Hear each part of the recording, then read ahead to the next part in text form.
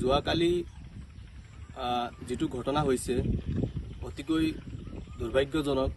মোৰে ভণ্টি ইয়াসমিন বেগম তেওঁৰ পত্নীৰ গিৰিয়েকৰ লগত গিৰিয়েকৰ ঘৰত গৈ থকা অৱস্থাতেই দবকা ডিফু বাইপাছত তেওঁলোক দুটাৰ মাজত অলপ কাজিয়া পেচাল হৈছে আৰু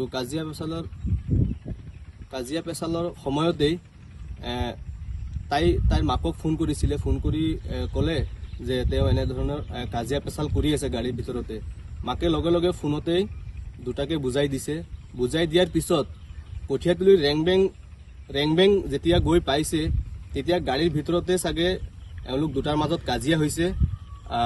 গিৰিয়েকগৰাকীয়ে মানে এক পচন্দ জোৰেৰে হয়তো গুৰিয়াইছে আৰু গুৰিয়াৰ ফলতেই তাই মানে গাড়ীটোৰ পৰা পৰি গৈছিলে আৰু পৰি যোৱাৰ পিছত অনুমানিক প্ৰায় 1 কিলোমিটাৰ জেগা চুচুৰি গৈছে। পেটৰ পৰা লৈ বুকু, নাক, মুখ আপোনালোকে দেখিলে আচৰিত হ'ব। গোটেই চুচুৰি একে ছাল বাকলি মানে গুচি গৈছে।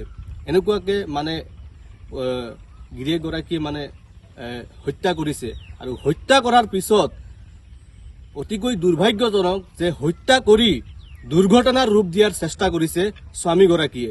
গতিকে মই আৰক্ষী প্ৰশাসনক দাবী জনাইছো, এনেকুৱা ধুৰন্ধৰসকলক, এনেকুৱা নিকৃষ্ট মানসিকতা থকা স্বামীসকলক অতি শীঘ্ৰেই কৰায়ত্ব কৰক আৰু দৃষ্টান্তমূলক শাস্তি দিয়াৰ ব্যৱস্থা কৰক, যাতে এওঁলোকৰ শাস্তি দেখি পেলাই অইনসকল মানে এনেকুৱা যাতে কাৰ্য কেতিয়াও সংঘটিত কৰিব নোৱাৰে, তাৰ বাবে মই বিনম্ৰতাৰে আৰক্ষী প্ৰশাসনক দাবী জনাইছো। কাৰণ 9 মাহৰ প্ৰেগনেন্সি হৈ থকা অৱস্থাতেই এই স্বামীগৰাকী নৃশংসভাৱে এইগৰাকী পত্নীক হত্যা কৰিছে। অতিকৈ দুৰ্ভাগ্যজনক। দুটাকৈ প্ৰাণ জীৱন এইগৰাকী ধুৰন্ধৰ স্বামীয়ে শেষ কৰি পেলাইছে।